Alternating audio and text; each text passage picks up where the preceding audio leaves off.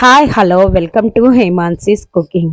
ఈరోజు మీకు చూపించబోతున్న రెసిపీ ఎంతో టేస్టీ అయిన పాస్తాను ఇంట్లోనే ఎటువంటి సాసులు యూస్ చేయకుండా అలానే మన ఇంట్లో ఉన్న మసాలానే యూస్ చేసి టేస్టీగా ఎలా చేయాలో చూపించబోతున్నానండి.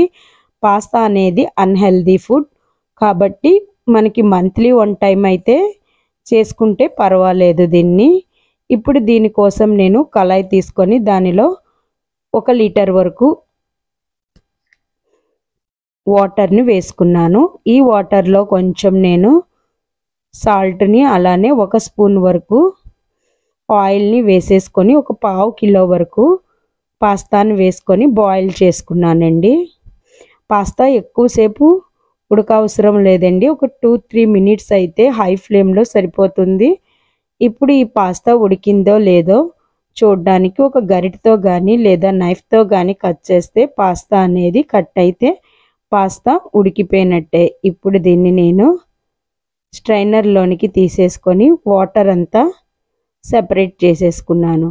ఇప్పుడు వీటిపైన చల్లనీళ్ళని వేసుకోవడం వల్ల ఒకదానికొకటి పాస్తా అనేది అంటుకోకుండా బాగా వస్తుంది. ఇప్పుడు పాస్తా ప్రిపరేషన్ కోసం అదే కళాయిలో 1 స్పూన్ వరకు బటరు అలానే ఒక 2 స్పూన్ల వరకు ఆయిల్ వేసుకున్నాను. ఫుల్ బటర్లో చేసినా పర్లేదు, ఫుల్ ఆయిల్లో చేసినా పర్వాలేదండి. దీనిలోనే ఒక 2 స్పూన్ల వరకు వెల్లుల్లిపాయను దానిపైన పీల్ అంతా తీసేసి ఇలా సన్న ముక్కలుగా కట్ చేసుకొని వేసుకున్నాను. ఇప్పుడు దీనిలో ఒక పచ్చిమిరపకాయని ఇలా సన్నగా ముక్కలుగా కట్ చేసుకొని వేసుకోవాలి. అలానే ఒక ఉల్లిపాయని కూడా సన్నటి ముక్కలుగా కట్ చేసేసుకొని వేసేసుకొని వీటన్నిటిని బాగా వేయించుకోవాలి.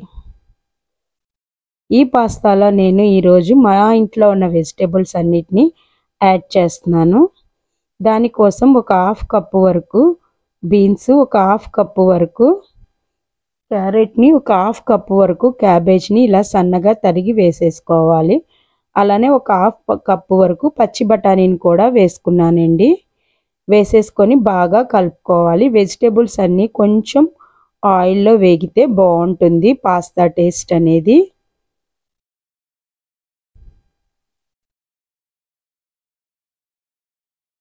ఇప్పుడు దీనిలో రుచికి సరిపడినంత మనం సాల్ట్ని యాడ్ చేసేసుకోవాలి. సాల్ట్ని యాడ్ చేసుకొని మూత పెట్టుకొని ఒక 2 మినిట్స్ వెజిటేబుల్ అంతా బాగా మగ్గిపోయేంత వరకు కుక్ చేసుకోవాలి. ఇప్పుడు దీనిలో నేను ఒక 1/2 స్పూన్ వరకు ఇంట్లో చేసిన కారాన్నే వేసుకున్నానండి. ఒక 1/2 స్పూన్ వరకు గరం మసాలాని యాడ్ చేసుకున్నాను. గరం మసాలా బదులు మీరు మ్యాగీ మసాలా, పాస్తా మసాలాను కూడా యాడ్ చేసేసుకోవచ్చు. అవైతే కొంచెం ఒక 1/2 స్పూన్ వరకు యాడ్ చేయాలి. ఇప్పుడు దీనిలో పాస్తా జ్యూసీగా ఉండడానికి ఒక 3 టమోటాలని ఇలా మిక్సీ చేసుకొని టమాటో క్యూరీని కూడా దీనిలో యాడ్ చేసేసుకున్నాను. టమాటో క్యూరీ అనేది పచ్చివాసన పోయేంత వరకు బాగా వేగాక ముందుగా మనం బాయిల్ చేసి పెట్టుకున్న పాస్తాను కూడా వేసేసి దానిపైన కొంచెం మిరియాల పొడిని కూడా బాగా జల్లుకొని పాస్తా అనేది స్టవ్ను లో ఫ్లేమ్లో పెట్టుకొని బాగా కలుపుకొని లాస్ట్గా కొత్తిమీరతో సర్వ్ చేసుకుంటే చాలా టేస్టీ అయిన పాస్తా ఇంట్లోనే రెడీ అయిపోయింది. నా వీడియో కనుక మీకు నచ్చినట్టయితే ప్లీజ్ లైక్ చేయండి.